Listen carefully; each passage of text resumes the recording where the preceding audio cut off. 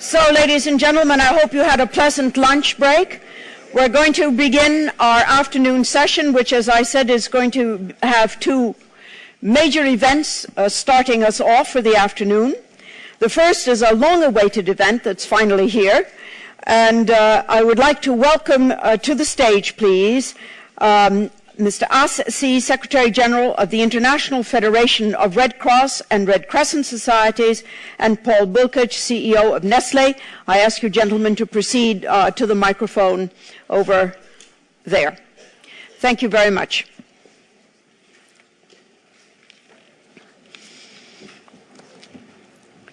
So what we are announcing today is that the long-term partnership between IFRC and Nestlé is about to be renewed. Secretary General, I wonder if you could remind us what has been achieved so far and what it means for the IFRC to extend its relationship with Nestlé. Secretary General. Thank you very much, and good afternoon. For me, it's a particular pleasure to be here this afternoon for this signing for many reasons. The first one is I consider it to be a good omen and a good start when 33 days in the job, I have an opportunity to come and enter into a very important partnership with Nestlé.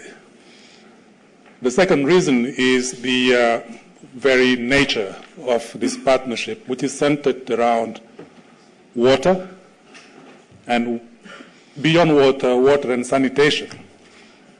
Water, which, as we all know, is a source of life, then a partnership for life. But unfortunately, in many parts of the world, that source of life is often a source of death because of many waterborne diseases, that affect so many young people, children, old people around the world. And also, water could be a source of stability, bringing people together. S'abreuver à la même source is a very strong, statement, that forge fraternity among people. But it could also be, a source of instability. We may see more conflict at local, regional level being caused by water, access to water.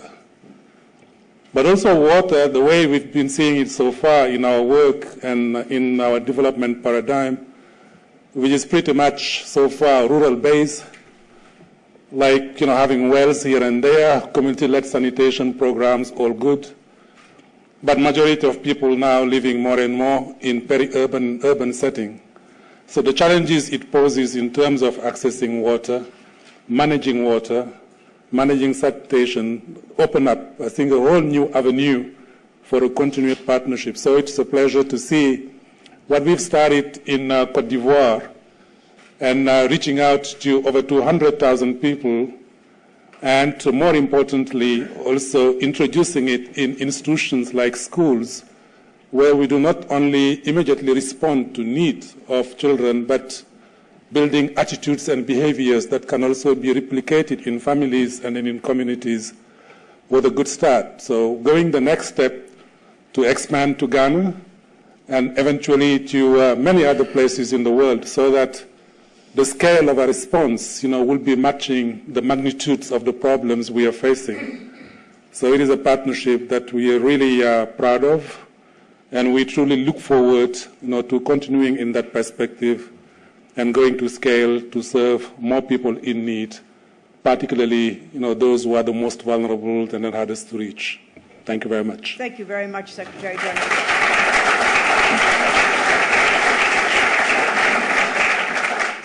Well, thank you, Secretary General Assi, for these words. And I'm slightly longer in the job than a few months, but it's also a tremendous pleasure to be able to extend the collaboration that actually started 12 years ago in a formal way, and it has evolved quite strongly over time. At the beginning, it was more like a little bit more philanthropical, but then after a while, we started really working together and actually expressing what creating shared value is all about. It is this understanding that from different angles the energy has to flow and be positive for society at large, and that is actually what we have been doing in many dimensions, and specifically in this water and sanitation project in the Ivory Coast, where we have been connecting with quite a lot of schools and communities, where also Nestlé is active. So basically, it's being part of society, and I do that together with your organization has been a privilege. Now, it is also important that relationships extend over time, because so much good energy and well-intentioned efforts are lost because they don't have continuum in many regions. And I think if we can do, Nestlé per se, or a company can do something, it is to create a certain stability, because we have operations there that are going hand in hand with the development of these countries. So again, we're going to extend our collaboration in that sense now for 5 years. We're going to extend our operation also to Ghana, from Ivory Coast to Ghana, a region that is actually, speaking about sanitation, very much challenged on that. So we see again that with good initiatives we can be part, not the whole solution, but part of the solution. And I'm looking forward again for 5 years of intense but very productive collaboration. So thank you for also the trust. So you have to sign. And now I invite you both to sign the new 5-year global corporate partnership between IFRC and the Nestlé.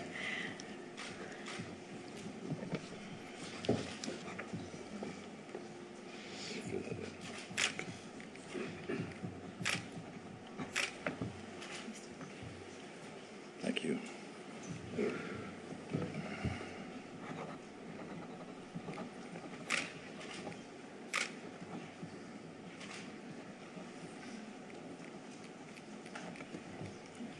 Oh. And a second copy. Twice. I do it straight away.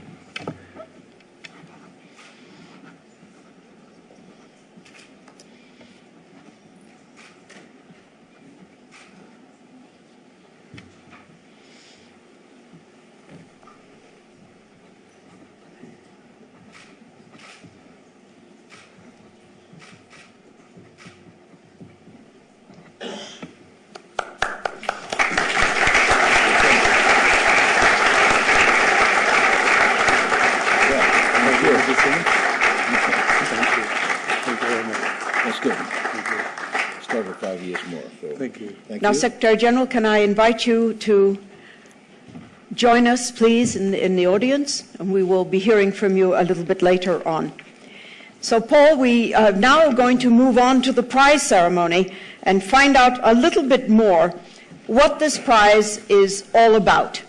So I will turn over to you and ask you just to give us a brief explanation while they change everything behind you, yes, about the prize, the Nestlé CSV prize.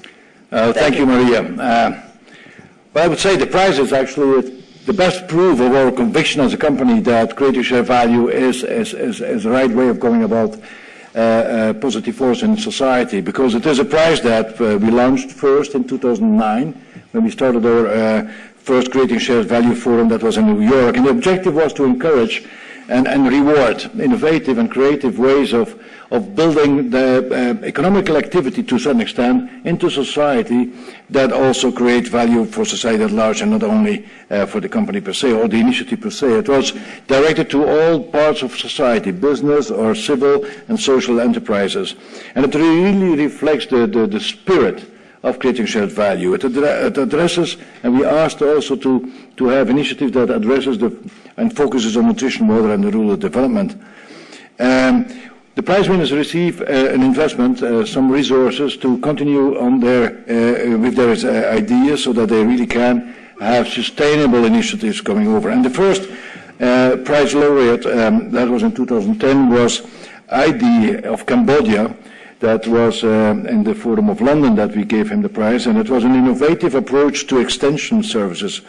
Work with micro rural entrepreneurs and small-scale farmers, and that interaction of small entrepreneurs working with farmers was creating a educational and also an enabling dimension in that rural areas. In 2012, we overall had 1 winner and 2 runner-ups.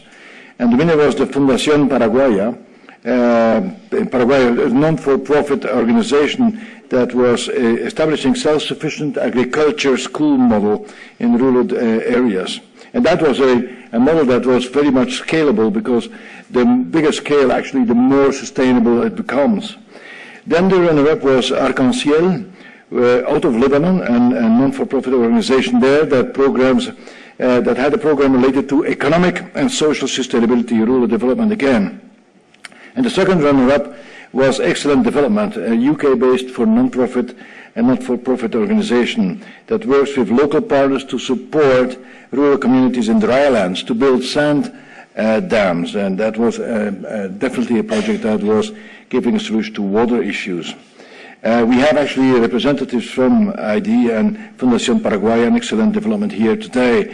They want to also share and celebrate today with the today winners. Now, the 2014 prize, I must first express my thanks. We had 757 applications, and that was out of 93 countries, and that number has increased quite dramatically over the last 2 years. So it is a good sign. It creates a lot of work, but it is a good sign.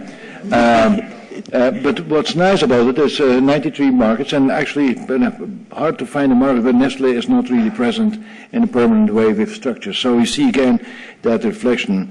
Hard work for the screening committee, and quite a lot of our Creating Shared Value Council members are part of that. So I really want to extend a big thanks for the work done to screen 757 applications. So, and then it's hard to take decisions and to decide who is the finalist. The most important selection criteria are strength of the business case. You hear it, business case. Something that is sustainable by its own inner force of motivation. And demonstration also of the second criteria of financial sustainability of the grant expires, yet at the same time the impact it has on the societies. That's the third criteria. And so again, this year we have one winner and two runner-ups who win and share the prize. And by coincidence and chance, all winners and the runner-ups are from East Africa. And that's a coincidence, proving also how objective the selection criteria are. And they have been announced as the 2nd of September already, so we have 3 nominees, the 3 finalists. And the first one is Honey Care Africa of South Sudan, Msabi of Tanzania, and then Synergy of Kenya. So, but before announcing the winner, allow me to show you a short movie, short film that describes the finalists' project. So please, can I have the movie?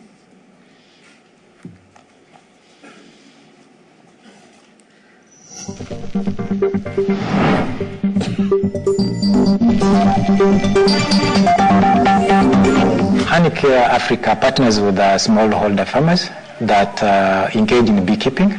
So it empowers them through giving them beekeeping skills and encourage them to keep bees in order to better their lives. So if we're lucky enough to win the Nestlé prize, it would really help us to scale up operations and to go into new areas and find new community members that are interested in doing beekeeping as a business, partnering with them, and to just ensure that we're able to scale up sustainably. Msabi come up with an idea of installing safe and clean water points. So it is able to separate the water from the shallow aquifer from the clean water in the deep aquifer. We certainly look to ensure the longevity of the various sub-programs that we're currently delivering, and also delivering an improved system for monitoring and evaluation, which is a continual process within any intervention program or WASH-orientated project. At Synergy, we're building healthy, prosperous communities in Africa's informal settlements by making hygienic sanitation accessible and affordable for everyone forever. The way we do that is by building low-cost, high-quality, waterless facilities called Fresh Life. Winning the prize means is that extra support we need to ensure that we get to sustainability, because we're very close, and Nestlé's support will really help us get over that final hurdle. Well, that was a nice introduction, Paul, to the three finalists. And I'd like to invite them to come on stage. David Auerbach, co-founder, and Edith Karimi, communications officer of Synergy. Madison Eyre and Edward Renzi, supervisor, and Madison Eyre is the CEO of Honey Care Africa from South Sudan. Dale Young, managing director, and Sarah Msofe, quality assurance manager of Msabe, Tanzania. Would you please come and take your places?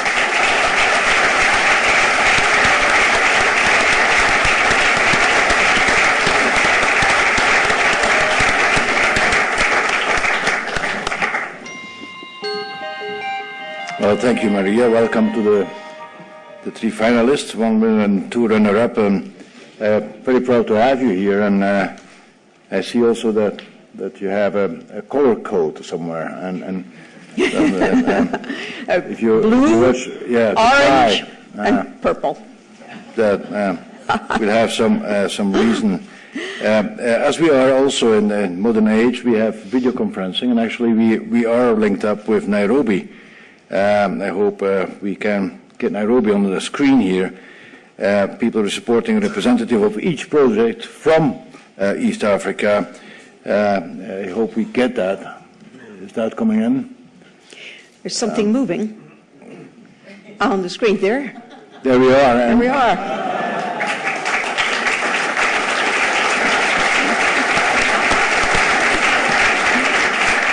So we have people from your teams and your supporting teams there out of where it all happens. And we have also Nestlé people there. And I will welcome Colonel Krumenacher, who is our market head in East Africa. Tell us a little bit about the atmosphere you feel there.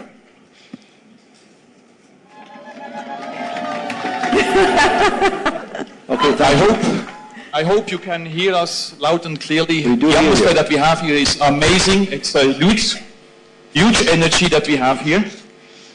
We have about 50 people in this room, and I would like quickly to introduce you the finalists that we have here on my right-hand side. We have Honey Care from South Sudan. Then here in the middle, we have Msabi, Tanzania. And then on my left, we have, last but not least, our friends from Kenya, Synergy.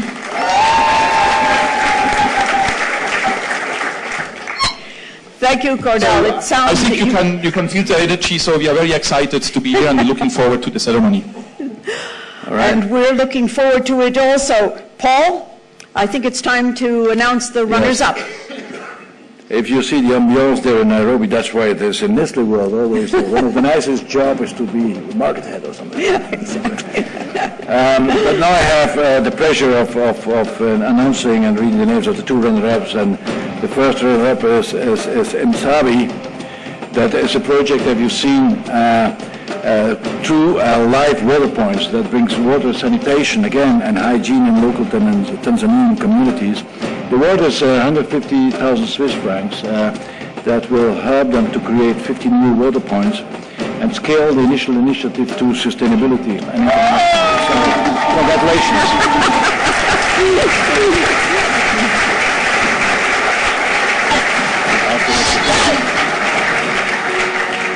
And the second runner-up is... They're still There's a good celebrating. ambiance over there. Right? The second runner-up is Synergy, which is an very innovative program, sustainable sanitation, again, in Africa, informal settlements, and it generates income by providing affordable and hygienic sanitation to residents of informal settlements. An award of 150,000 Swiss francs again to help to replicate the model to another settlement in Nairobi. Can I invite the runners-up to stand up with Paul, Can I please? then invite people from Msabi, Tanzania, and Synergy from Kenya on the stage? And I have the pleasure of giving you the premium. Synergy, congratulations.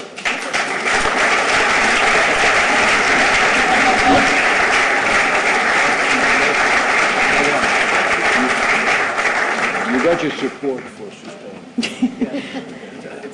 Yeah, it's good. Congratulations.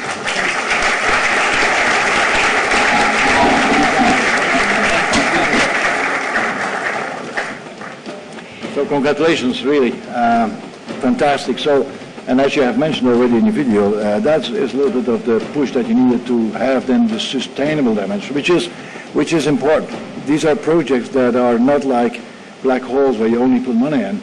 It is something that needs some base structure then to auto-generate itself, because it is driven by economical dimensions that are making the whole effort auto-sufficient, which is the strength of your initiative. So congratulations. And now I have the pleasure. I'm going to ask them to come and take your seats again. Thank you.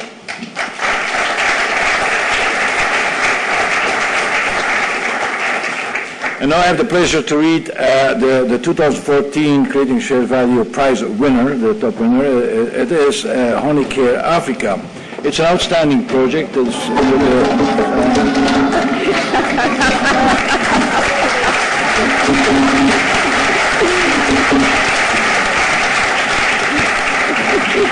that makes a sweeter South Sudan, so a healthy sweeter South Sudan, I would say, provide opportunities for rural smallholders, households to generate significant additional income through honey production. So congratulations. It's a prize of 200,000 Swiss francs that will support tens of thousands. You see also the scale of smallholder farmers in South Sudan to emerge from poverty and helping them to become commercial beekeepers. So may I now to invite Madison Ayer and Edward Renzi to come up here and to accept the prize.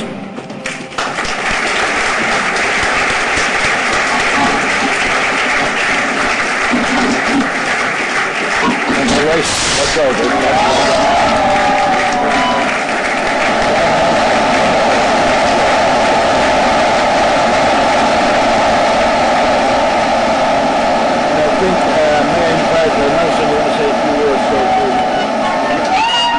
Madison, if you can talk over the... Yes, maybe I'll wait a moment. Go ahead. Thank you very much, Paul. And this is the Creating Shared Value Prize this is really a great honor for us. The people at Nestlé have been wonderful to work with, both in Switzerland and in Africa. Thank you as well for that. Both of the other winners here today, Msabi and Sanergy, these guys are awesome. It's inspiring to be here with them, and I'm humbled to accept this award on behalf of those who have truly earned it, and that's working tirelessly every day, working hard to make our world a better place, a more sustainable place, and that's everybody on our honey care team and all of our farmers in Africa. So this is for them. Thank you.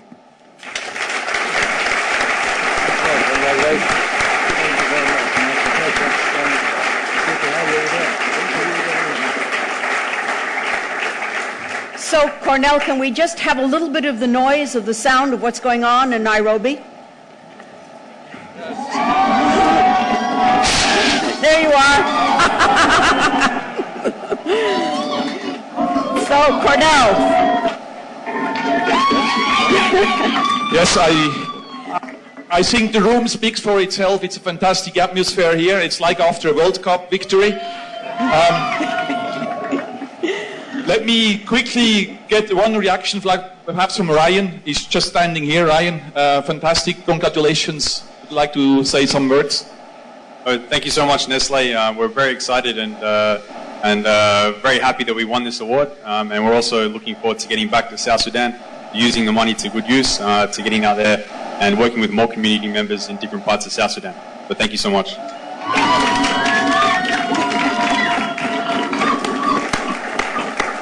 So, thank you all. We will, of course, continue to celebrate. We had a fantastic day and we'll continue. And with that, I give back to Verger Leblanc. Thank you very much. Thank you, Cornell.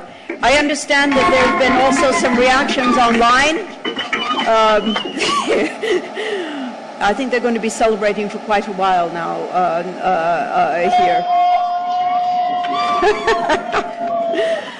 So, John, have we had any internet reactions here, or they'll be coming in, I'm sure, after a while? We'll leave them, we'll see them come on during the time. So, Paul, perhaps you might just tell us a little bit about the 2016. Here we go. Here we go. Hello, I'm very happy. Yes, they're coming in. These are all supporters. Maybe they're people who want to try out next year. Handicare supporters are sending their Twitters in and their emails. Oh my goodness, there's tons of them all across the screen. So we thank you all, and I'm going to turn over to Paul to ask to perhaps say a word about the 2016. This is a prize that takes place every 2 years.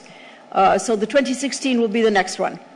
Indeed, Maria, first of all, congratulations to you all, and through you to the 757 applicants, because each of them is a project, each of them is doing something somewhere with people that are motivated and enthused by what they do, and that is actually what we celebrate here. And you see already with the reactions that you start to have a bigger fan club, so that's also very useful. Also, we look forward to working with you, because we are in these countries, we are where you are, and we can see how we can leverage up also with our people over there. Now, soon we're going to open the submissions for the 2016. It's every 2 years, Nestlé Creating Shared Value Prize, and we are looking again forward for innovative business ideas or social enterprises, and again in nutrition, water, and rural development. To nominate projects, we have a window from the 15th of October and before the 28th of February 2015, because then we need a little bit of time also to screen all that. But for more information, you can always go to Nestlé.com or write us directly. So Nestlé.com has all the information that is needed for that. So I want to thank specifically also the enthusiastic audience there here and there in Nairobi for attending this award ceremony. I want to thank everybody that has been part of that, and especially the winners. Once more, congratulations. Thank you very much for being part of it. So thank you. Stay there. So you now see our finalists, our runners-up and finalists, and we certainly urge everyone during the rest of the day, if you see them around, please, to engage them in a conversation. They would really very much appreciate it. And I ask everyone to stay in their places and invite you to take your places and congratulate you as well. Please.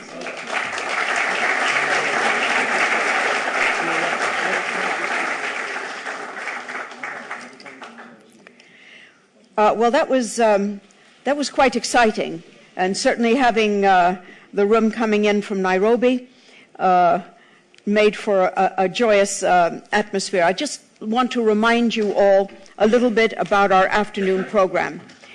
In a moment, we are going to turn to the third panel discussion, which is on sustainable agriculture and supply chains, how to meet twice the demand with finite sources by 2030. Thank you very much. This panel is going to conclude before 4 o'clock, a quarter of an hour, 20 minutes before 4 o'clock. It's going to be a very, very short break then, and I'm going to ask you if you wouldn't mind staying in your seats if possible, or in this room, because just afterwards, towards 4 o'clock, we will have the great honor of being joined by the President of the Swiss Confederation, Mr. Didier Burkhalter. He has a special interest himself in the topic of water, and so he will be intently listening to that panel, which will happen after the one coming up now. And afterwards, we will hear the President's views on the water debate.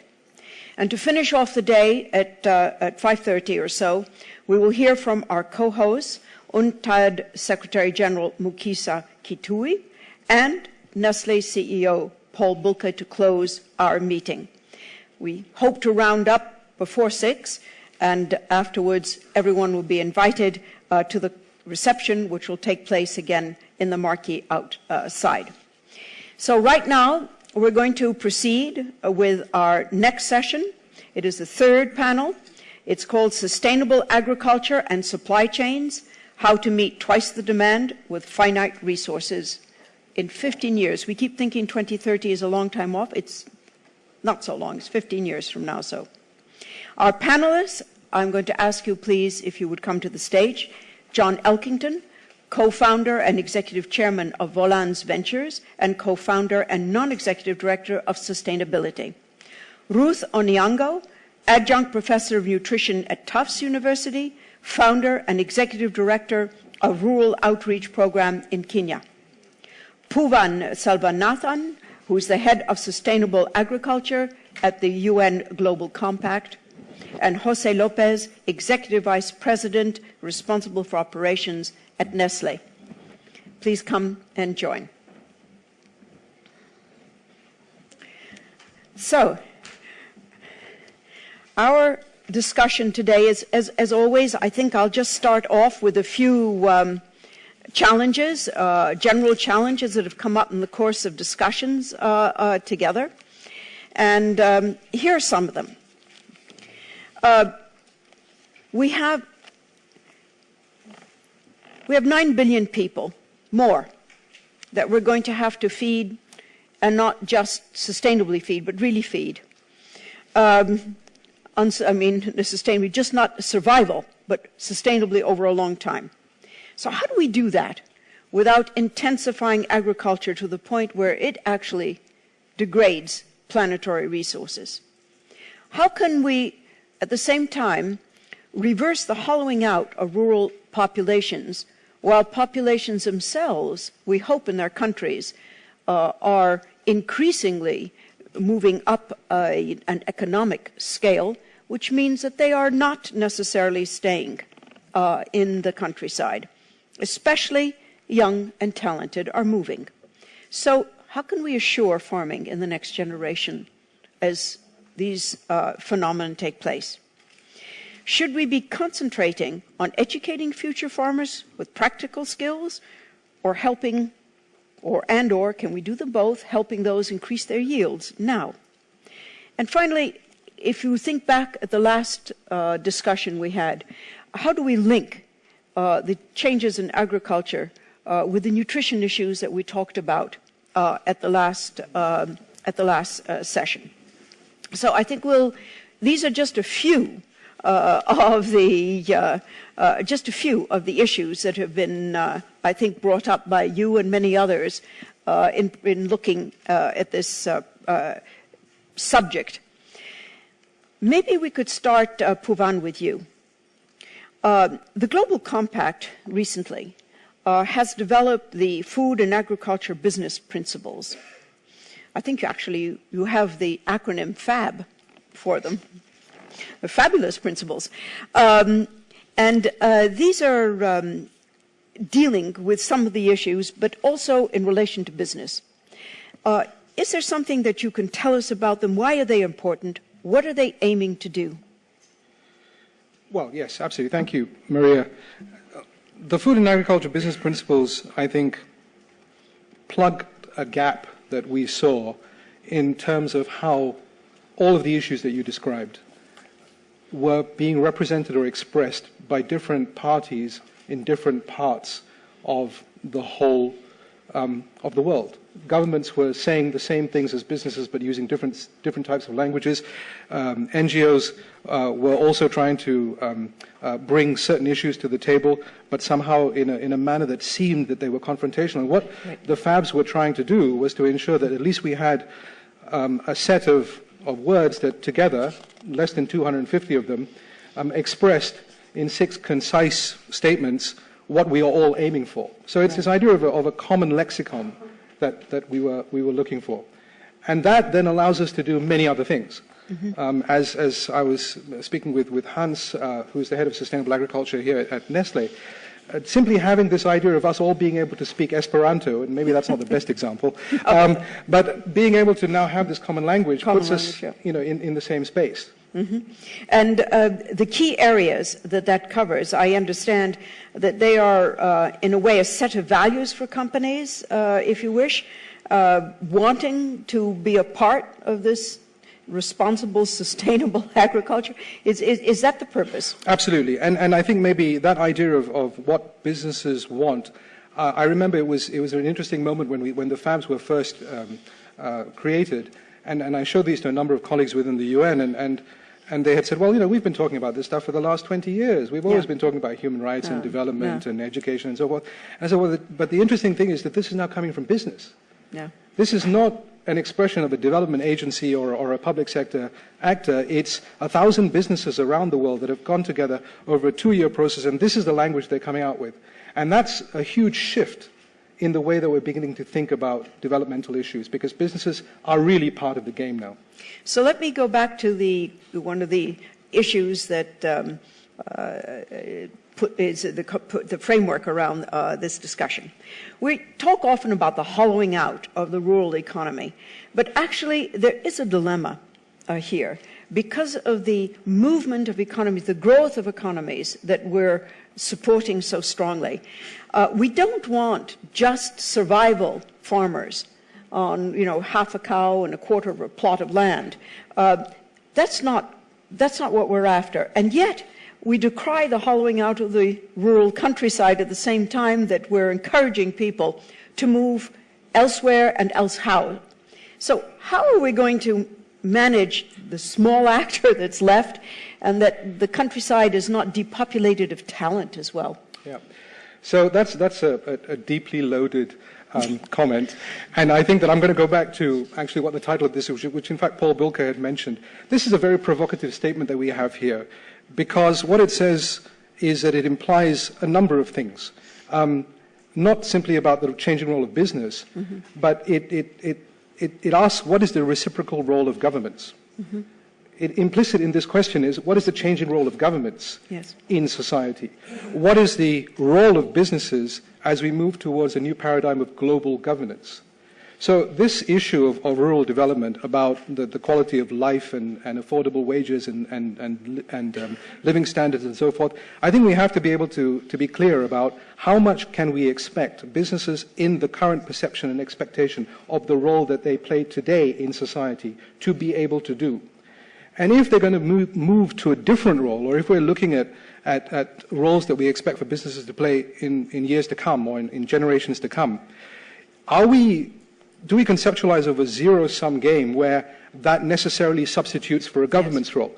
I'm not sure if it does. I think we simply have to rethink business or public and private sector on a level of impact parity. It doesn't really matter who's doing what. Are the outcomes that you want to have achieved being achieved, and are they being done in a synergistic and effective manner? And that comes back to, I think, the second part of the title of this panel. It's the optimization of resources. The efficient use of resources includes the technological resources, the financial resources, the know-how, the ability for people to be effective in certain contexts. And that doesn't necessarily matter whether it's a government or whether it's a business. And that's how some of these issues that you've raised, the issues of complexity, are going to be dealt with. I understand.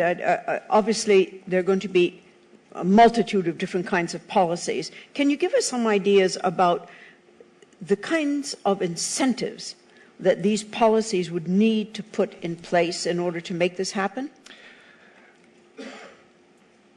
The types of incentives. I suppose I would answer this by saying we have to understand the nature of the beast. In this case, and in some of the questions that we have, or some of the issues that we deal with, we look at, in order to solve conflict issues, we look at commonalities between religions, between the way that religions express concepts of dignity and equity and peace. In the same way, I think the religion of business is that it has to do certain things. It is primed to create wealth, to create jobs, to create profit. I don't think we should be spending a lot of time trying to create business into something else. Because that is the nature, that's the role, the value that business brings into society. Now, enhancing that or creating a more enlightened sort of business is not retooling business to become the social actor that a lot of us maybe expect it to be. But I think faceting it in conjunction with what governments should be doing, in conjunction with the roles that civil society actors have to play. That, I think, is going to be the types of incentive. I think the greatest incentive that anyone can have, sorry, I don't mean to get all romantic about this, but is to be loved back. It's difficult to love in a one-way, and sometimes you feel that businesses are being invited to the party. Well, at least you'd like to be appreciated with what you do, even if you're not totally loved. I think that the incentive is, you've got to love business a little more. Let's do it step by step here.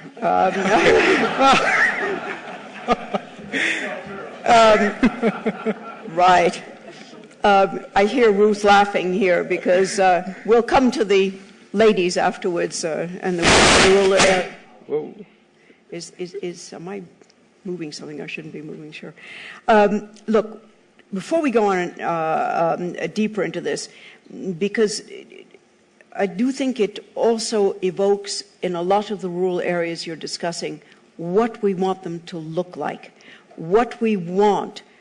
The base of this discussion is how do you make agriculture and its supply chains sustainable in a period by 2030, let's say, in some 15 years, when we expect so much of population and demand and development to happen.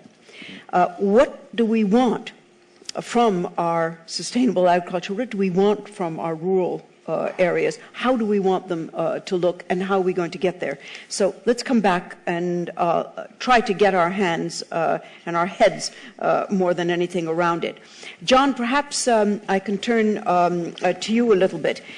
Look, one of the things that's come up and that you have very much insisted on is that with the rise in these economies, particularly in those areas where agriculture is under threat in a way, is difficult. A lot of people are on the land in really unproductive agriculture.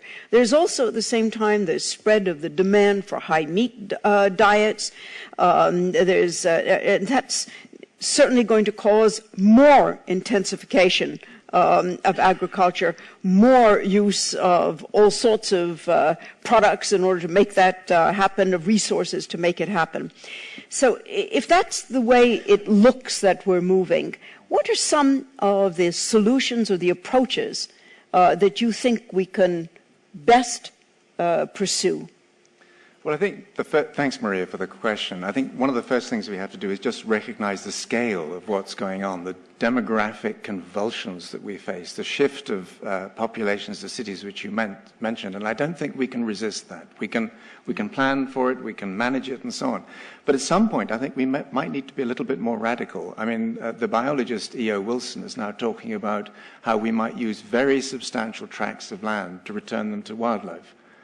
So, at the moment that looks like an extraordinary proposition, but if you do it in the right way, maybe we could retrieve part of the land surface that we've taken for agriculture, and as you say, a lot of that agriculture has not been particularly productive, and start to use it in different ways. And just a sidebar, a few weeks ago, I had the immense privilege of going to the east of the United Kingdom to a river called the Severn and taking part in the release of 30,000 juvenile eels into the river. And the reason I bring that up is we often forget the impact that our agricultural systems have already had on the natural environment.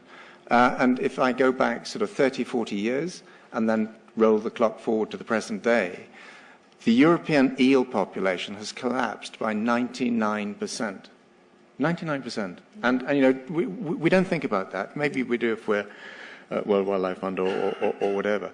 I think there's a huge opportunity in the hollowing out of some of these rural areas in order to sort of create new forms of value. It's not going to be easy, and I think the training of young people in the rural areas in new forms of agriculture, linking that to emerging nutritional patterns in cities, absolutely fundamentally important. And I don't think the Nestlés and the Danones and Unilevers can do that on their own.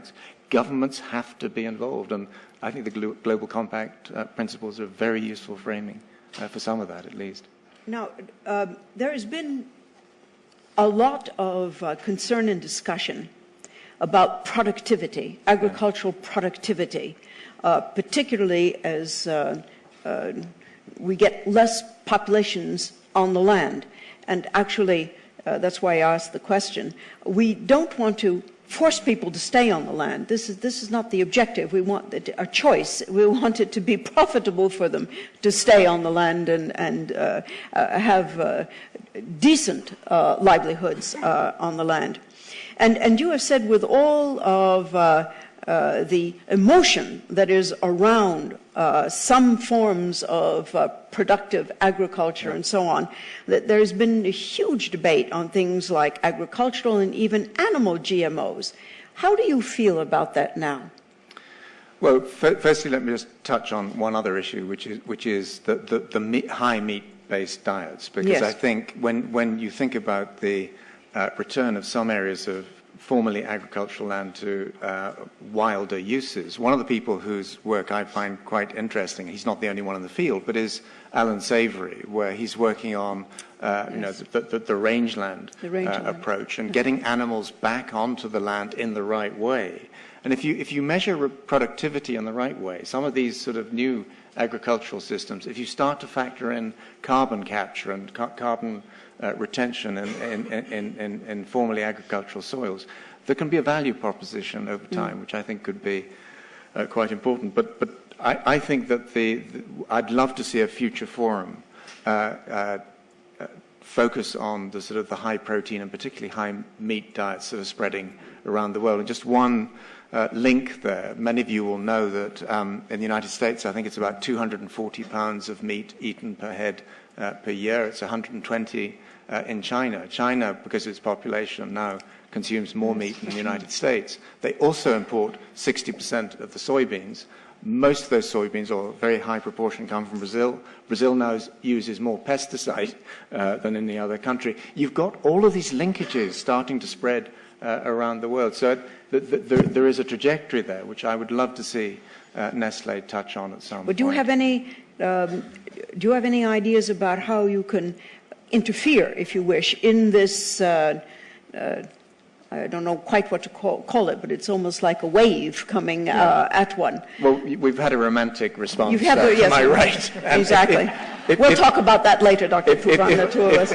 If I put my romantic hat on, and I've yes. been a semi-vegetarian for 40 years, I'd say let's all go vegetarian. It's not going to happen. I think a portion of the population will go that way. At the other end of the spectrum, you have these sort of synthetic meat factories now being set up. That sounds gruesome. Well, but there's a company, for example, called Modern Meadow, where they are both producing meat in bioreactors and leather. I bet you in the timescale that you're talking about, say 15 plus years into the 2030s, that's going to be a really big shift. I doubt I'll end up eating that stuff, but I bet you a lot of people will. Well, don't say that. We all would have said something like, I know. Yes, well, never mind. I will come back because you told me that you are revisiting, in light of a lot of scientific changes and advances, that you're revisiting the need for GMOs, both agricultural and animal. Yeah. Happy to do that later. When this is very contentious. It is. Yes. You want to do it now? Yes. I'm worried about any new technology. If you look back at the railroads when they spread around the world, there were people who were arguing that locomotives would frighten cows and cows would abort in the farmers' fields and so on. There were a lot of spurious concerns. Right. But at the same time, any new technology brings a bunch of other very real concerns. You look at a material like asbestos, $150 billion that cost industry. I think genetic engineering is inevitable. I think even synthetic biology, which is a step beyond, is inevitable.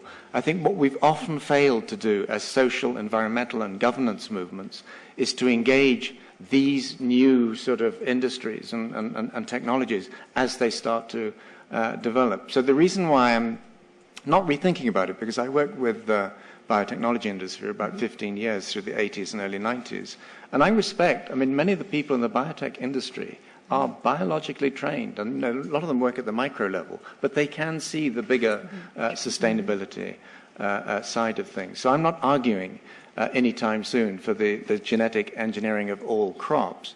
But if you look at animal feed, for example, we've over decades now fed genetically modified animal feeds to cattle. There's absolutely no sign that there's been any major problem there. I think the problem has been that the industry very often has dived in, not really thought about the stakeholder dimensions. I think the labeling part of the GM food thing has been sorely mishandled.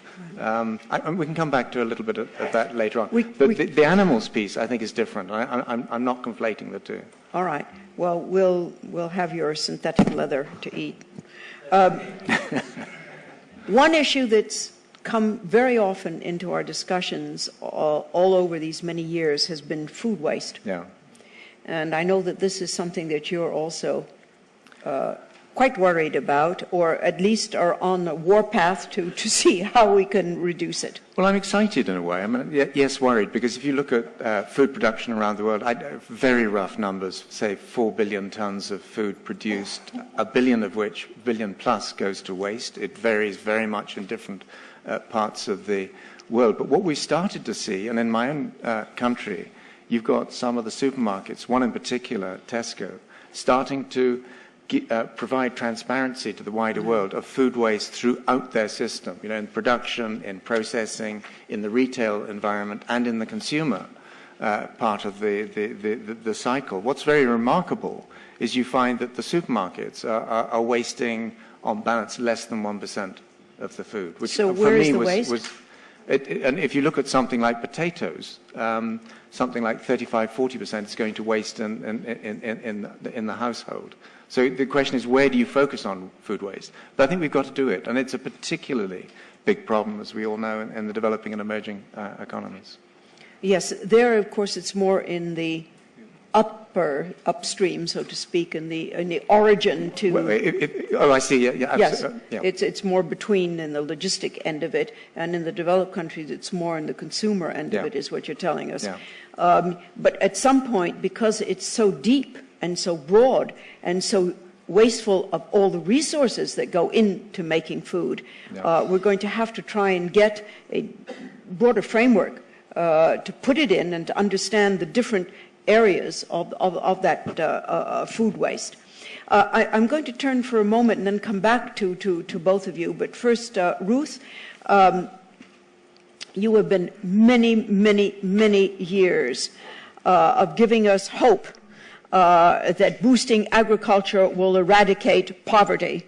You have written that. I'm quoting from one of your articles here.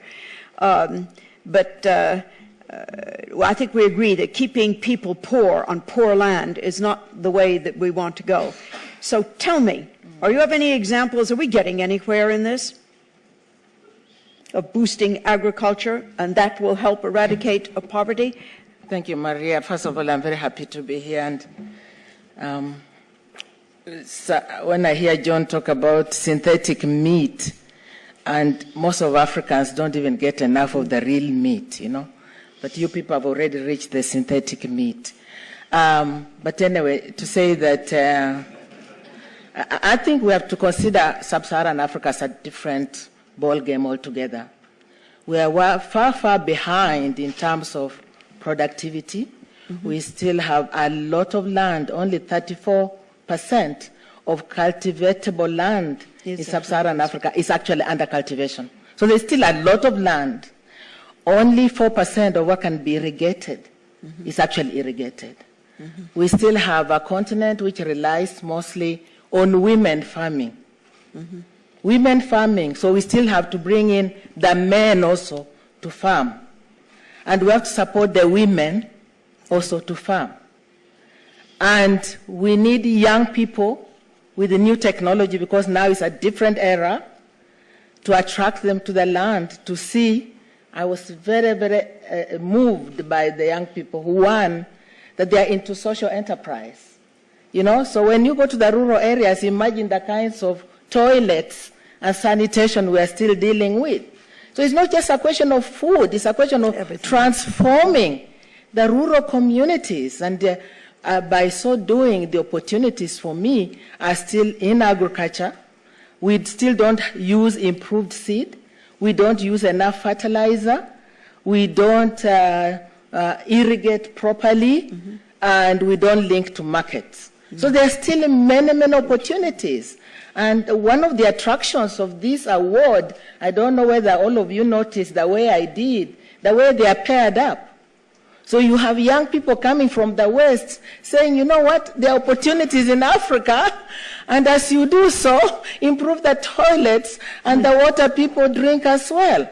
And let me mention something that is, killing us all. Is this Ebola thing? What has it exposed about the rural areas in Africa? I'm sure you have all seen it. It's like we are not even in the back edges. I think I'd rather live in a clean rural environment than in a badly sanitized urban community. So yes, I agree that to start with, one can start with agriculture.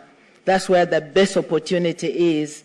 You can get more from the soils by using proper methods and inputs, and that a company such as Nestlé, which goes where nobody goes and builds or transforms all villages, I know they do that, can actually now, that's where private sector comes in, facilitated by governments. Ruth, it's been many years that you have led this call, and we've seen it across Africa. We haven't seen too much of productive advance in some areas. And that is being coupled now with a lot of recognition around the world, exactly as you say, about all the land that is available and that is still uncultivated. And there's some getting their hands on it. So tell me, is that the way that you see the future? How do you see Africa making use of its resources? What do you need to do still yourselves? First of all, in areas where I operate, the land sizes which are cultivated are still very small. These are smallholder farmers. We cannot wish them away. We cannot wish them away. Most of Africa is fed on smallholder farming. So and the Green Revolution happened on smallholder farms, so we cannot wish those ones away. So the way I see it... We have to do something about it, No, the way I see it happening is the same thing I've been saying, because it hasn't been done. Now, this 2014 is different. What is different about it? Tell us. Finally, light is shining on the African continent. That's why we were able to see Ebola, although late, but we were able to see it.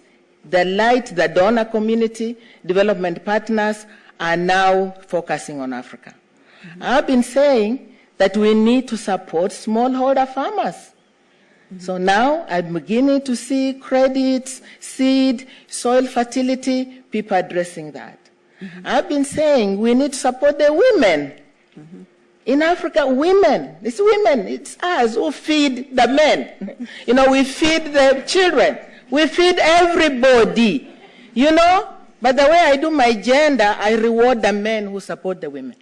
Because, a community, a village is made up of everybody. And sometimes we overdo the support to women, and actually you render them inactive when the men are not coming in. Then, the whole idea of government supporting. This is the first time African governments at AU have accepted and endorsed that agriculture matters. Maria, can you imagine all these years when people have been starving? So they are now agreeing, agriculture matters. They have signed resolutions. They are going to support it, and we need those policies. It's really critical. Business cannot operate in a vacuum where policy does not exist. Support, So then, when businesses come in, we can then link this to markets. So I still believe there is hope, and there is hope because we can now attract young people who are idle, many of them educated, they have no jobs, but there are opportunities along the value chain. They don't have to go digging, but there are opportunities along the value chain. So I still believe that we can do that. Ruth, you know, what you're saying, there are some in the public sphere and in a lot of articles one reads that for a long time Africa has been looked as the exportation of natural resources through the extractive industries. But actually, its real wealth is in the land. Yeah. And as more and more the problems happen about where we're going to source our agriculture from, people are now looking towards Africa, which has a good side, but it also has a difficult side. Exactly. When you see more large buying of land and so on. But it is the next real wealth of Africa. Actually, Africa is the last frontier, is the remaining resource. All of you will be fed out of Africa. That's what I hear. Yeah, but you know, the land acquisition, the huge land acquisition, that's just bad politics and bad governance. And as we get our people educated and hold our political leaders to account, and we can also be supported by the international community. Yeah, because obviously something is going to have to happen in the public policy field to support both companies and agricultural communities to make the most of that. It really does need a little bit of attention to what is happening without it being so visible all the time. We don't talk enough about what is happening to the buying of land in Africa. Some people have very intelligently realized exactly what you're saying. The future of the wealth of the world in agriculture is in Africa. But I think our hope lies in the young people that are coming up, that they can voice this where maybe the older populations and generations could not, because they didn't have education, they didn't have a voice. But that has to change. And in fact, what you're saying, I'd like to turn to Jose, because it brings up the positioning of shared value in this particular, I mean, literally the positioning on the land, and what its form and how. Look, maybe we could start this conversation a little bit. We have been moving along the spectrum of more productivity, more profitability to keep people better on the land, and not just keep them on the land, but in a better state, and getting what you would call a more sustainable agriculture, still taking into account the needs of small farmers and not destroying them. There are ways that you have done this, Jose. You've moved them together in very innovative ways so that it makes it happen without moving people necessarily off the land. Could you tell us a little bit about how you embed shared value in that part of agriculture? Thank you, Maria. The first thing that I would say is that Nestlé also has the choice to simply buy from global markets, from global traders, and get on with its life. But Nestlé has decided not just to do that. We buy 40% of the world coffee production, and we could just buy in London and feed our factories from there. Instead, we understand that it is part of the values and the principles that we apply in our company that you have to get involved. You have to also understand every part of that complex value chain. It's true that science, technology, ingenuity, and market forces will bring a number of solutions that are not yet visible to us today, and we have to count that all of that will happen. It is true also that a framework like the Food and Agriculture Business Principles will help simplify the life of people out there. That links to the notion of creating standards that everybody can understand, and not each one setting its own set of principles and values. But in the end, you also have to get involved in getting it done. So you have to go and see the smallholder. You have to visit this 1 hectare plot of land and see how the people live in that place. And then you have to bring your own understanding, resources, your technology, and your ability to do things. We, of course, have the power of having a consumer on the other side that is willing to buy our products. The products that we do have to come with a value that is multidimensional. Of course, the nutritional value, the taste, but also more and more today where it comes from and how it was produced. So indeed, we have entered in a number of activities. We have mapped our value chain, our commodities. We have decided to work on 12 of them because we also have to focus. We also have to be able to produce results. And in every one of them, we have started some specific action. In cocoa, where we have the smallholder issues more prominently seen, in coffee, we have created what we call the cocoa plan. So we have internally a set of resources, and that's driven by the business. It's not driven by environmentalists or sustainability people. It's driven by the business. We gather around where can we add value. And what we have tried to do is to create case studies, demonstrate that it can happen, demonstrate that a little bit to the point made before, there's plenty of land still out there. There's plenty of opportunities. When you see that the productivity of a hectare of cocoa can go from 200-300 kilos to 2 tons. No. Yes, but of course, not the same plant, not the same practices, not the same inputs, and so on and so forth. You then start to see the size of the opportunity. And I think going back to also the question asked before, how is that going to happen? I mean, just the mathematics don't work. Yeah. We're going to have to go synthetic or something. Well, you know, if you start to calculate all the elements of waste along the entire process of producing food, there is still a long way to go. But for that, you have to be able to demonstrate that it can happen.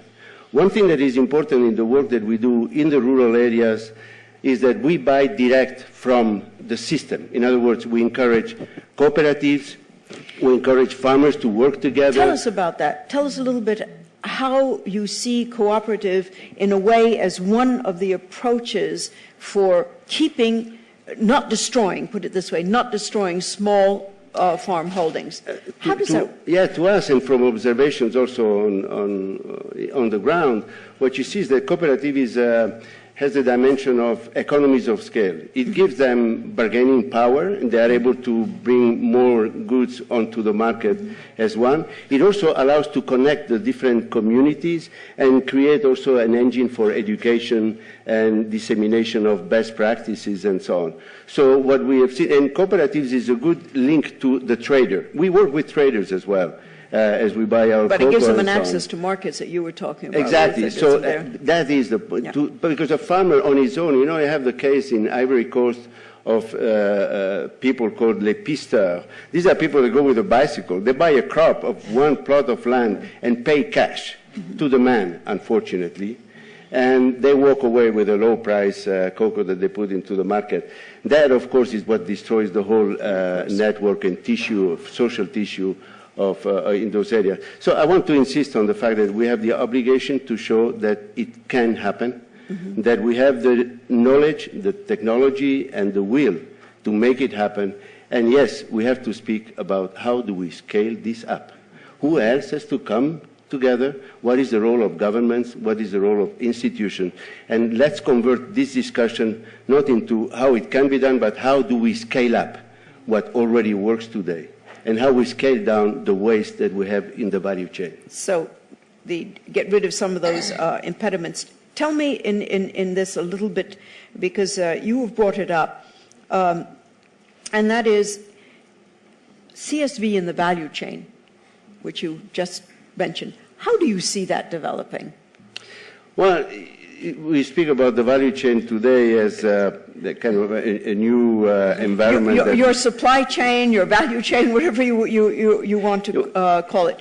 What is interesting, I have said that I always do I always make the mistake to say in a room full of chief sustainability officers that in Nestlé we don't have chief sustainability officers. We have sustainability as part of our business. Yes. And I thought today, actually, with the intervention of my colleague from R&D, you can see that sustainability is in R&D. You heard from our CEO that sustainability is in the global business vision of this company. You hear that sustainability is in every part, in, of course, the way we treat the environment through our operations, in the way we save resources, particularly water, in the way we engage with the supply chain as in the input, the farmers, and so on and so forth. So when you are able to get this idea, and we have to, I think, repeat once again, creating shared value in Nestlé has been defined as a process that starts with compliance. And it's very important that our people out there know what are the rules of the game and they follow them. With sustainability, that we think long term, because when we engage with a farmer, we don't, and we give a plant, for the plant to produce cocoa, you have to wait 3 years. So if you give a plant for the next quarter, it's not really going to work. So the whole idea of sustainability and therefore, and thereafter, the focus that we need to put on our activities. So I want to put just a little bit of a challenge here, and then I'm going to go to the audience and yourself particularly, Minister, as well as listen to our online questions. We've been talking about the increase in agricultural potential and the way that we can manage the hollowing out of our countrysides. We've been talking about it a long time. It somehow or rather is very piecemeal in the way that it's worked. There's no general solution. So I'm just going to push you just a very, very little bit on this. What is it that is holding back? Is it some traditions? Is it a lack of knowledge on it? Is it bad government policies that been going on? What is it exactly that is not making this happen fast enough? Because if in 15 years we're going to have a 50% more demand on all of our resources, what we guess, that's not very long. We've been at this for 20 years, 25 years now, seriously at it, and we haven't gotten very far. And here's some questions involving youth as well, young people in this. What are we telling them? We're telling them go to school, get a good training, come into the city, make it work. Your country is progressing very quickly. And so we're leaving, when we say a hollowing out, we're leaving also the non-talented back on the land, those who are not getting educated. So what is it that we're not doing right if we say that by 15 years, we got to add another 50%? How are we going to do that? We're going to have a lot of hungry people still. Ruth. In this case, Maria, just quote my own country of Kenya. We had to have a new constitution from 2010, and it created what is similar to states in the U.S., devolving counties, and it's not been easy. But it meant also devolving resources and having people in those counties be in charge of what they have. It's smaller, it's easier, they are able to know. It's not easy at all, because sometimes we also devolve corruption and we also devolve bad governance. But at the end of the day, I think education is key. Having young people who are educated, giving them a voice.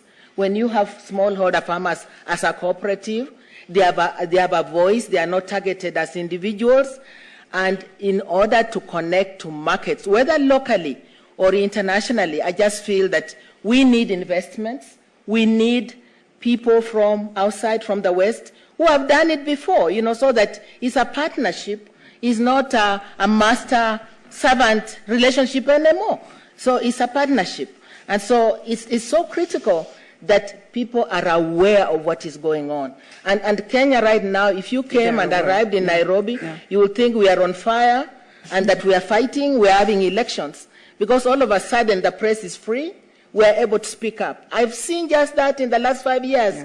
And it's just amazing what power you give people can do for them and how they can then begin to shape their own future.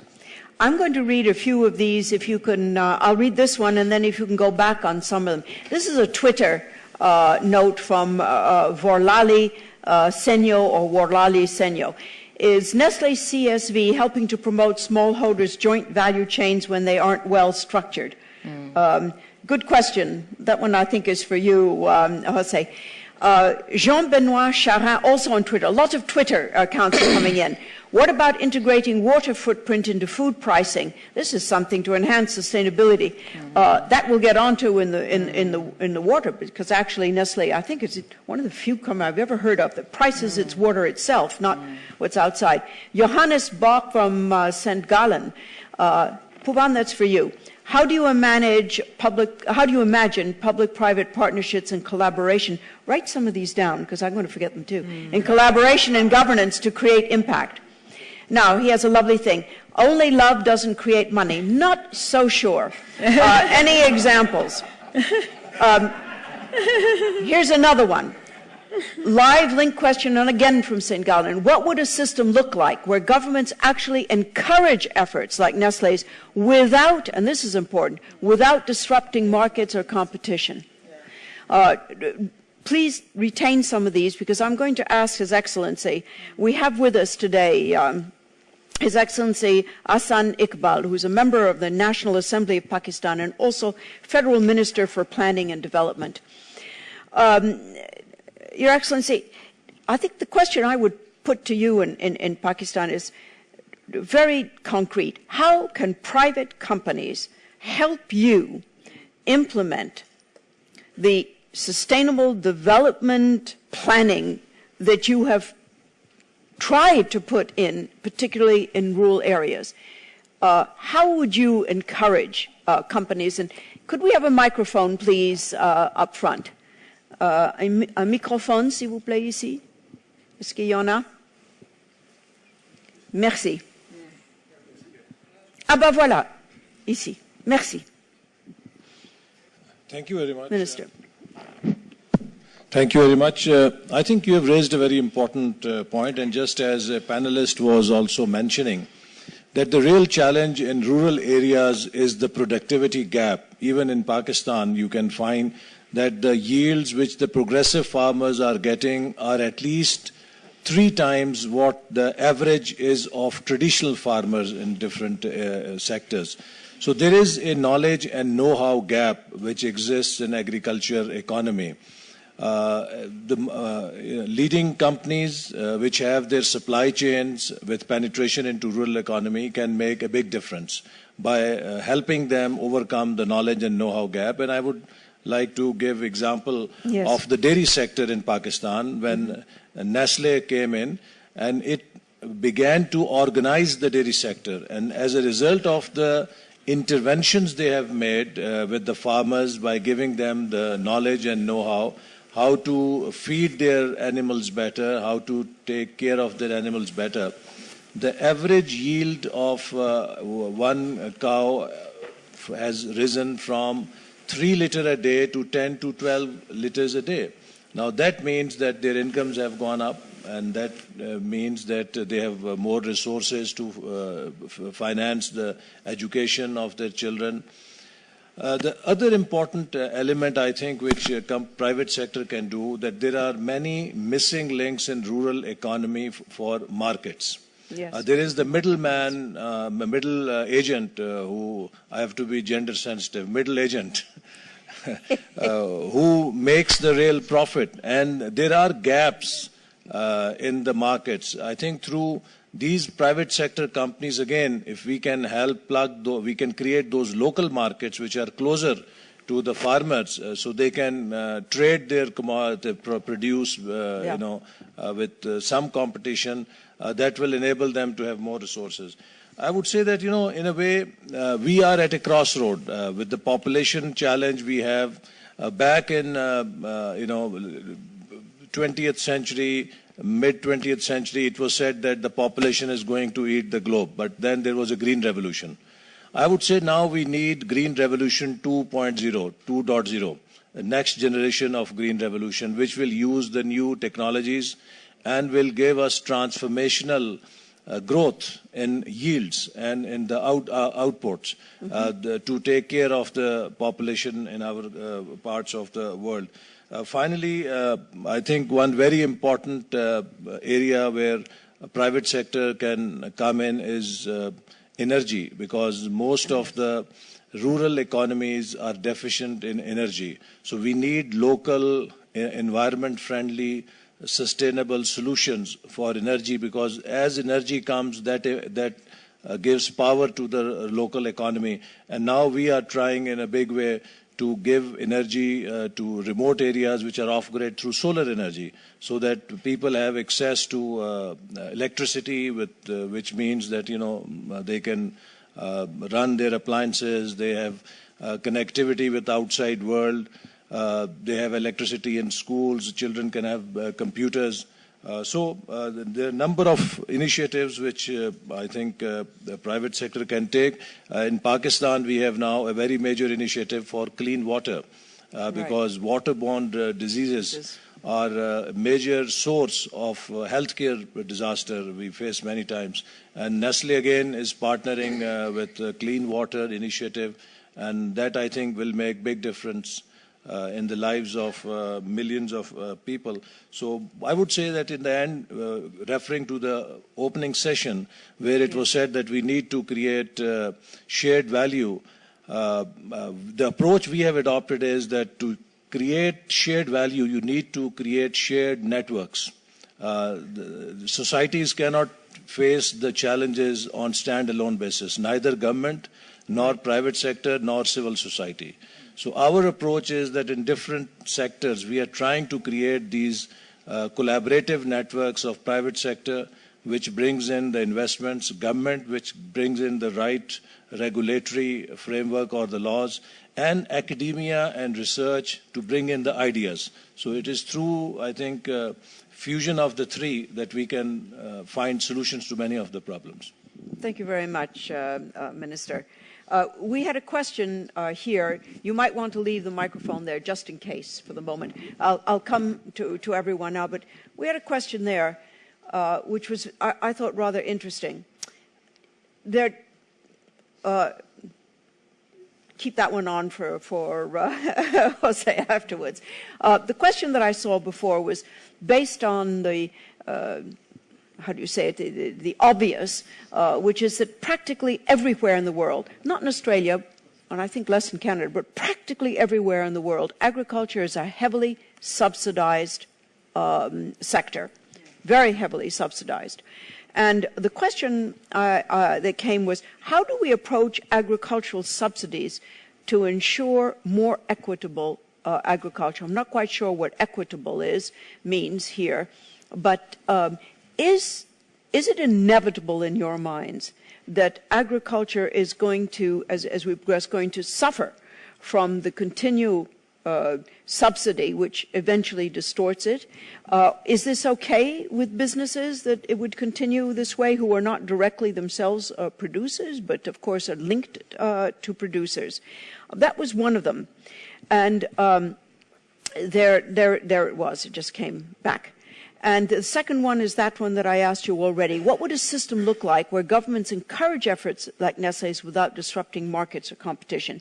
I'd like to have your feeling, because the principles that you have developed, this, by the way, is from the University of Sao Paulo, and you cannot answer him in Portuguese. Now, you wouldn't be able to, that's good, but some would. Now,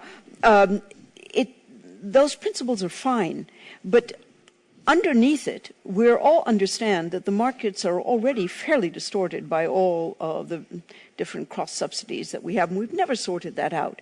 Do you have any thoughts on that, or should we just leave that sleeping beast lie? No, I think that the issue of subsidies it's always spoken of in a manner which seems to be, very subsidies are bad things. I'm not so sure about that, because obviously subsidies exist in order to propagate certain situations or contexts which otherwise might be dysfunctional. So good subsidies are obviously ensuring that things like equity and value and affordability are still within the reach of those people who otherwise may not be able to afford things. So I think it's the structure of subsidies that has to be looked at, and that comes back to governance and policy. And in fact, picking up on what the minister here had said, and also then the idea of creating shared value, I think that creating shared value is not the imposition of a set of values from an external system into a given context. The idea of shared value means that everyone who's involved in the sharing actually subscribes to that value set. And sometimes when we look at a supply chain paradigm or a subsidy paradigm or a common agricultural policy or something like that, it seems as though it's someone else's value set that seems to be protecting a particular situation to the detriment of someone across the border. So these become, I think, where the issues lie. And to the question that you had asked before in terms of what are we doing wrong, I think perhaps one of the things that we might be doing wrong is looking for that silver bullet. We spend a lot of time looking for the supersymmetry. Yes, we do. When in fact, what we could be looking at is a nice convergence of multiverses. You know, we should be looking at how various things can operate together that do not ultimately end up in one person paying the price somewhere in sub-Saharan Africa for the good of everyone else on the planet. I think that's where the system seems to break down. Jose, did you want to answer the question about fairness in the supply chain? I would like to. So the question is asking something quite fundamental, which is that in creating shared value, we say that we want to create value for society as we create value for shareholders. So the question is, how can you build fairness in your supply chain regarding to the value shared? So there is a notion of measurement and valuation of societal value of our activities. In a way, if you look into the financial value we create, we have the international accounting standards that tell us how we have to report that to our shareholders. What is the equivalent in the societal value that we create? Can we then say, look, I'm showing you I'm creating value for my shareholders, and here is the value I'm creating for society at the same time? There is a lot of work being done in this area as we speak. Unfortunately, very little convergence so far. I think we go back to one of these elements that society needs to tackle very quickly. We know that, for example, water is a very important vector that can help us with understanding how value of what we create to society can be monetized in a certain way. We also have to look into aspects of environment, social, economic, and fiscal impact of what a business does. Because the first thing we do is to pay a lot of taxes. And that goes to society as well. So putting together a framework is necessary. What I would like to say to those guys in the University of Sao Paulo, a lot of work is being done, a very crucial issue. We need to be able to measure societal value so that we are able to speak more transparently of the creating shared value process.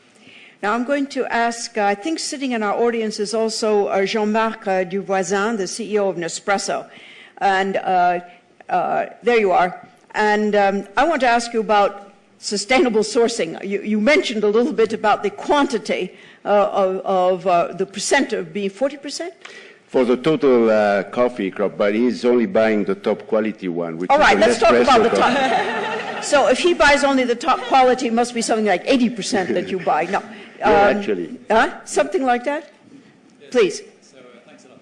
So yes, I think Nespresso really illustrates very well the creating shared value concept. We, as Jose mentioned, we can only buy the top 2 best % of coffee. So that's really not a lot of coffee in regards to the global volume of coffee production. So we should make sure that we are able to access every day this top quality coffee. So what we established 10 years ago was a AAA program, which is based on establishing 3 pillars where we work with the farmers to make sure that they have a sustainable approach to their farms. So you have a financial aspect, an environmental aspect, and a social aspect. And we started off 10 years ago, and we had an objective we achieved last year to buy 84% of coffee directly to these farmers who are in our program. Right. So what we saw, and we did a study in Colombia last year, is that on all the aspects, it is improving. So it's not only that we are able to pay 30 to 40% more than the price on New York or on London. We are able to pay 30 to 40% more. But they have improved very, very lot on the production, the productivity, but also in the environmental impact. They use much less water because they work better their farms. And this is where you see that working with the farms, buying directly, you can improve what they do every day. And our next objective is to get to 100%. We are able also to, as we are growing so much, as we are offering this coffee experience to all the consumers, in fact, in the model is based the creation of value. Now, how can you create more value for the consumer? So you create more value for the whole coffee chain, and so you are able to pay more the farmers for this coffee. But we are facing every day, and they are facing every day, big challenges. And the average farm is less than 3 hectares size. In Colombia, it's even less than that. It's less than 2%, 2 hectares. 2 hectares. What we saw getting very close to them is that one of the biggest challenges in Colombia is that the farmers are getting older every day. And are getting? Older every day. Older, yes, yes. Everybody, and the average age now is 55. So the young people, they go to the towns. They are not able to take over the farms anymore. So what we established, and this is again to go closer to what you mentioned this afternoon, was in March we launched with Rainforest, which is in the group, Fair Trade, the Federación de Nacional de Cafeteros, which is a cooperative, a kind of cooperative, national cooperative in Colombia, with the government and Nespresso, a pension scheme, where we are establishing a pension scheme so that these people can retire and can leave the farms for the next generation. So just what I want to... But who is taking their place? I mean, you're getting younger people to come in? No, the family. The family can now take over from the parents. So what I mean by that is that we should stay very focused.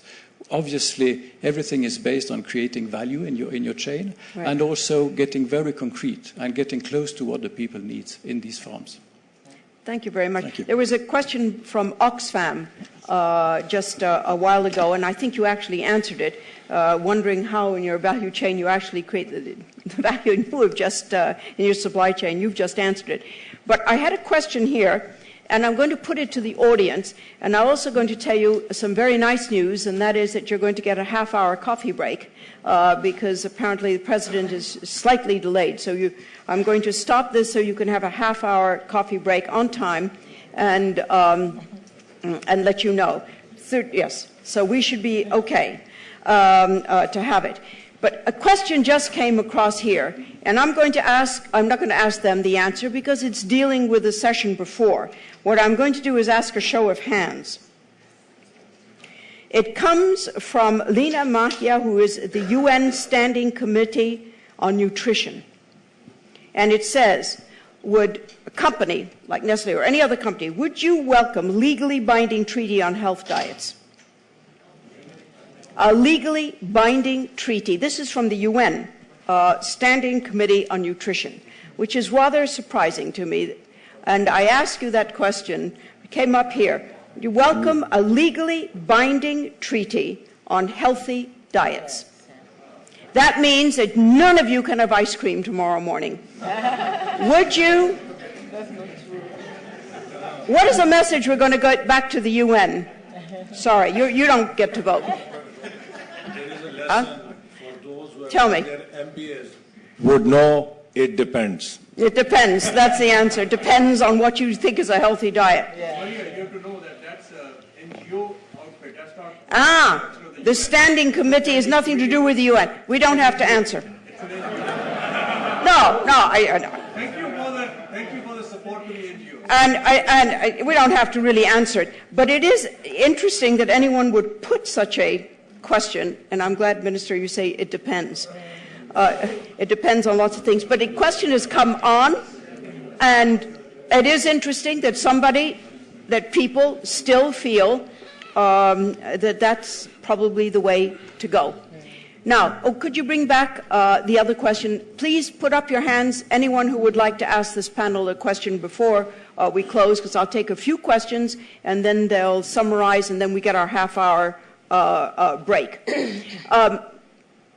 Here is a question directed to you, I think, a little bit since you brought this up. Why use genetically modified or actually to everyone, synthetic food when we're over-consuming and relying on infinite growth rather than changing habits? Now, we're not over-consuming in many parts of Africa, and we're not relying on infinite growth yet. But in many parts of the world, we are considering that we're able to handle the demand for diets that are higher in protein and meat because we have growth in our economies, and we keep hoping that that will continue forever. So I ask you the question, this is sort of agriculture and nutrition and habits. Do we educate our publics in the business world, do we educate, not in the government world, on habits? Should we be? So I ask you this one, even if it's a little bit broader than our, one after another Twitter thing is coming in front of us. So this morning we heard this isn't a day for small ideas, but local communities in the developing world suffer from unintended consequences of big ideas. Where can those communities be heard and heeded in the CSV debate, and why aren't they here? Ruth, speak up. Why aren't they here? Maybe it wasn't online. Maybe it wasn't online when we were speaking. You know, this is a global debate, really, and at the end of the day, things have to be done locally, even as we get outside help. That local community has the major responsibility of educating its own people and taking on, advising, using ideas from all over, and also welcoming outside investors to help out. But Maria, I also wanted to say that poverty is not good for business. This is a company that looks long-term. Right. Poverty is not good for business. The poor people will only buy maybe a small packet of Nestlé. How will it help you to grow? So what I've seen in Kenya, they are supporting farmers, many farmers, to improve their milk output. They are not yet buying that milk. They are looking to the future when they can buy that milk from the farmers, when it can meet the standards. They are helping coffee growers, 23,000 of them, to bring the quality of the coffee up so they can buy. I don't know which other company does this. So really, you have to begin to bring the poor from the rut of poverty so they can participate. You buy what they have, but they are also able to purchase what you produce. So poverty is no good for anyone. No. Yeah. Can't distribute, shouldn't be distributing poverty. But well, look, I ask you any of the other questions. I'm going to go to the audience, and please put up your hand if you want to answer any of the previous Twitters and questions we have here. The tweets, these are, I think, online questions, some of these. Jose and yourself, John. And then I'm going to see if there are a few more questions there before we close. Good. We have quite a few. I'm going to go to I just wanted to come back to a notion. It's true that as we started this discussion, we have very quickly pointed at something that relates to productivity and to efficiency and to reduction of waste and so on. But I want to also join what was said about the communities. What we are speaking about is truly a social issue. It's not just a productivity issue. It has to productivity forms part of that. It's one of the components that will lead us to where we want to go, but also principles, also the educational aspects as well as government and regulation framework and so on. So I just want to make sure that no one kind of goes away thinking, well, Nestlé is kind of solving his problem. It's all becoming very efficient, so they kind of okay. That is not what we are talking about. The problem is much bigger than that, and indeed it requires many aspects and not just the productivity or efficiency aspects. Yes, I think that's clear. And John? Well, I wanted to do two things. One is respond to the question about genetic engineering and synthetic meat, the way it was framed. I wasn't arguing that we genetically engineer our way out of the problems that we face on nutrition or agriculture or anything else. And I think that the behavioral side of this is absolutely crucial. Really quite difficult. Some of you will know that companies like Novo Nordisk have understudied NGOs like Oxfam to try and understand how you shift behaviors around, for example, overnutrition or obesity or diabetes. And they're finding it quite difficult, but it is beginning.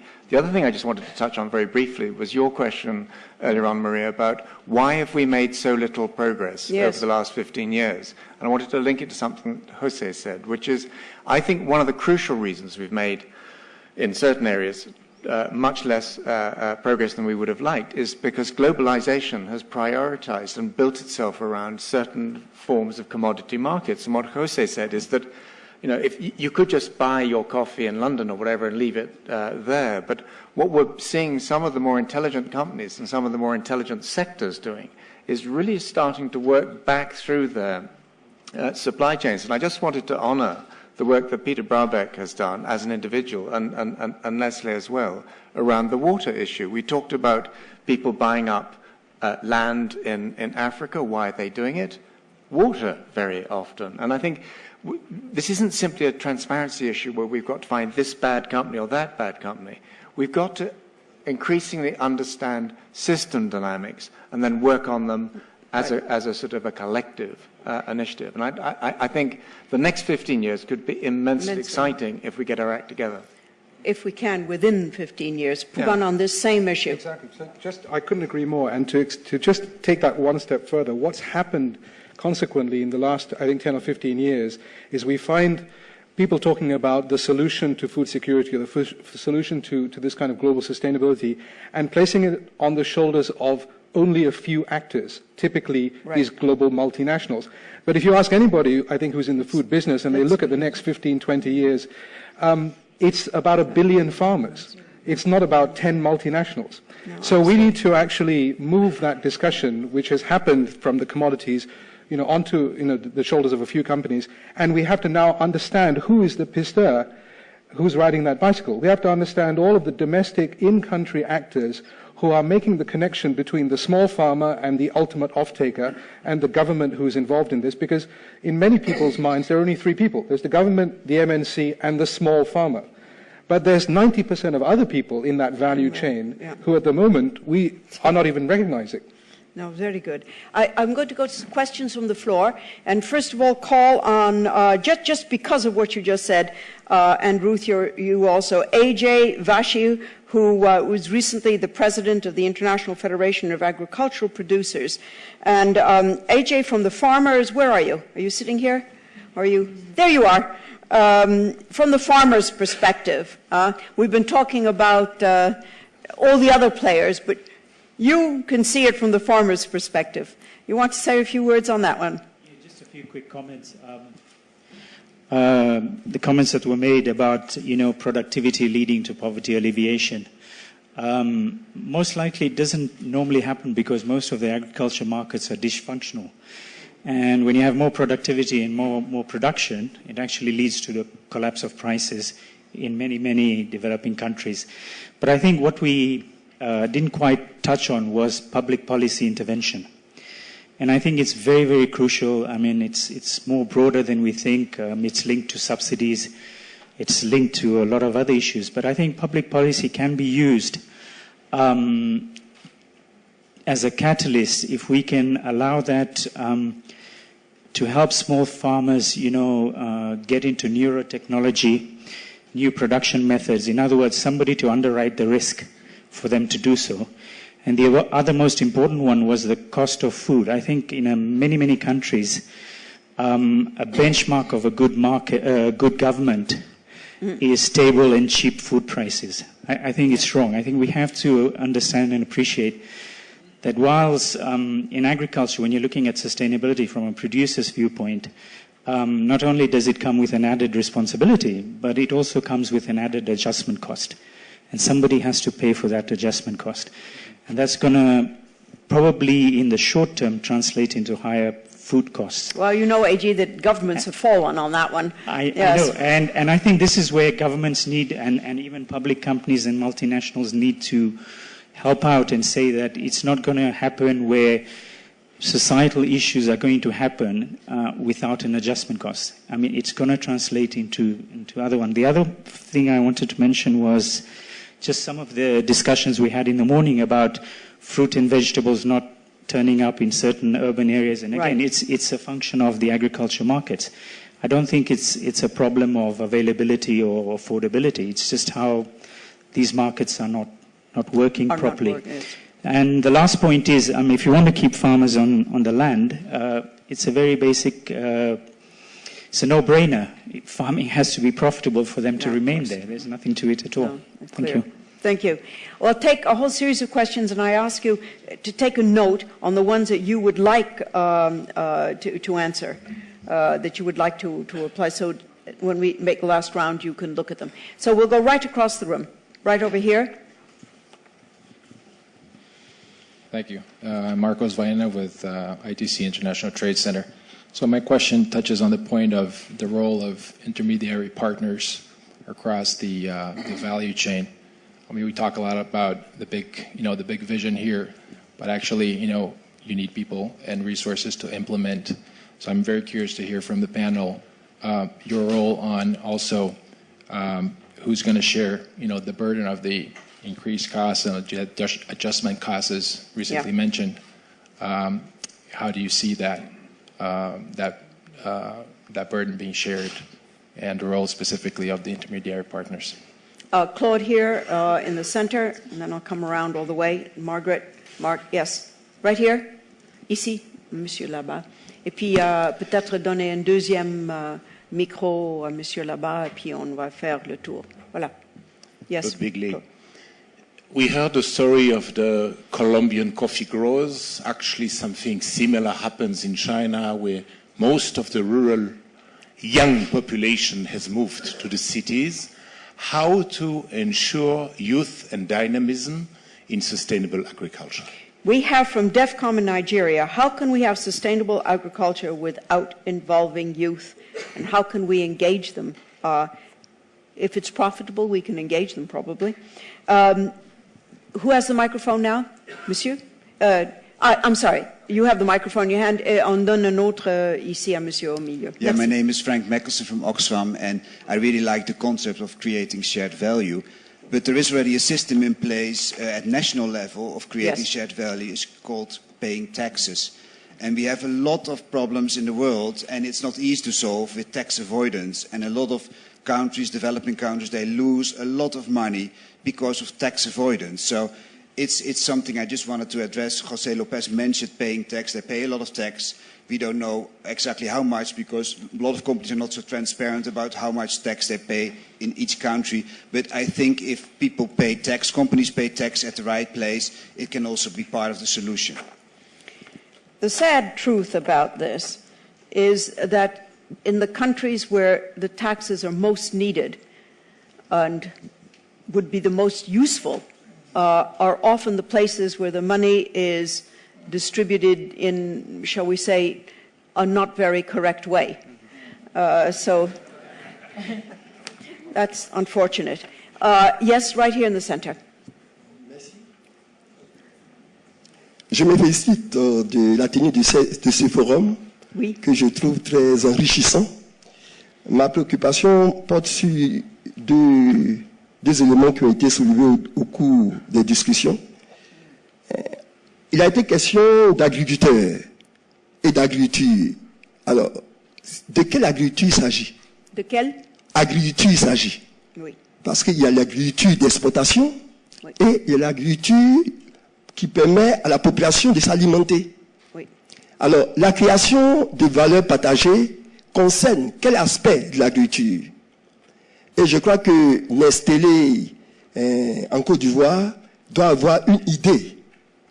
Voilà, doit avoir une idée. Et il serait indiqué, si on veut maintenir les jeunes gens au niveau des campagnes, de s'intéresser également au pan de l'agriculture qui porte sur l'alimentation. Parce que c'est le chef de famille qui s'occupe du cacao. Bien sûr. Et quand on paye le café ou le cacao, c'est lui qui a l'argent. Il peut donner un peu d'argent de poche. Le jeune, il s'occupe de la production, de tout ce qui est consommation, mais qui ne bénéficie pas d'un prix rémunérateur. Donc, il serait bon, si on veut maintenir les populations jeunes dans les campagnes pour la relève, qu'on s'occupe également, qu'on tienne compte du pan de l'agriculture qui est leur préoccupation. Ma seconde question. Un instant, on va rester là un instant. Have you, if you didn't, all right. Jose, you've got it, so you can answer. And it particularly comes back to a question on youth and the incentive for keeping them on the land. Une question à la fois maintenant. Maggie up front. I think it should be on. If you speak, they'll light it up there. Okay, Margaret Catley Carlson, Global Water Partnership. I wanted to ask John, were there sell-by dates are part of the great waste of food and whether these have to be looked at. And I wanted to ask Ruth, can you name 3 characteristics of African communities that really have moved along and done the transformation that you're talking about? Just 3 characteristics so we know what they're looking like. Thank you. Very good. So now I'll go to, is there anyone else who wanted to come in now? Yes, Mark. S'il vous plaît, le micro ici. Voilà, merci. Sorry. Yeah, Mark Moody-Stewart from the Global Compact. John Elkington said that he thought the movement of population from rural areas to the towns with more efficient agriculture was probably inevitable, and I think he's right, because if you have more efficient agriculture, it's fewer people have to do something, they tend to move to town. We've not achieved that in the West without enormous slum creation, disenfranchisement of populations in North America and elsewhere. China has avoided slums, but with migrant labor and the hukou system, population control. Other measures, and I think Nestlé, to some extent by shared value, is enfranchising the local population while making agriculture more efficient. But gradually, it'll have to become even more efficient. Other policy steps to prevent the disenfranchisement of the rural population so that they can perhaps take some of their patrimony with them when they move. Thank you, Mark. So what we will do now in the next few minutes is I'll just ask each of you to pick any of those questions that you want to look at, and obviously some were directed directly at you and Jose, at yourself, and leave us with your wish of what you want us to retain from our discussion today. So Puvan, I'll begin with you. Thank you, Maria. So I suppose I'd probably answer the question on intermediaries from ITC and the burden of sharing these adjustment costs. I think the first thing would be that, as I said, we would have to recognize the intermediaries. So doing an understanding or mapping that value chain and everyone who's involved, and I think in the first instance being able to establish the value that is being created by every actor, or is it simply an intermediary function? Because we're not saying that everyone has no value, but that idea of creating shared value across the entire value chain must pertain to what they're actually doing. So that, I think, is where, once we establish that, then attributing costs or the burden of sharing costs, I think, should be a fairly straightforward function, and it's probably something that has to be done domestically. That idea of how you balance within a given country, how the different actors play their parts and their contribution to the wealth of that state as a whole is probably something which is going to be a challenging government role. So what would I like to leave to take away? So I suppose what I would like to say is that I don't think we should be too hard on ourselves. I mean, I was raised Roman Catholic, so I know a bit about guilt. And I was born in the 60s, but I know a lot of people from the 60s who talk about the industrial systems and how bad they are, and we have organics, and I'm not so sure, because I think that those were the best decisions that could have been made at the time. Yes. Now here we are 25 years later, where we have a whole bunch of data. We need another 25 years probably before we even understand what this data means. Yeah, but we have 15 years ahead of us. So this comes to the issue of the Malthusian, it's going to be drastic when we have 9 billion people. It's going to happen. We just have to get over that idea, and we have to apply the technologies. And the question about genetic foods and others, I thought that was a little disingenuous, because I think that is a change in habit. It is. The fact that we are looking at these things is a fundamental change about the way that we're thinking about our food systems. We are including things that 10 or 20 years ago would have been a complete anathema. It would have been literally sacrilegious to talk about these things. But now we're accepting that that's simply something that we're going to have to do. And probably the increase in costs of food, like that of water, which we'll discuss later, is something that we have to seriously consider is not necessarily optional. And we'll have to figure out how that will work. Ruth. or any of those? Yeah, Yes. Yeah. This is very complex, Maria. You know, when changes happen, you really can't know. But I'm positive right now, even though I'm a grandmother right now. I've been working on this. I'm a grandmother right now. I've been working on these issues for so long, but I feel positive. I think by the time I exit this world, things will have changed. But I wanted to say, to link the vegetable markets and fruits to nutrition, to good nutrition.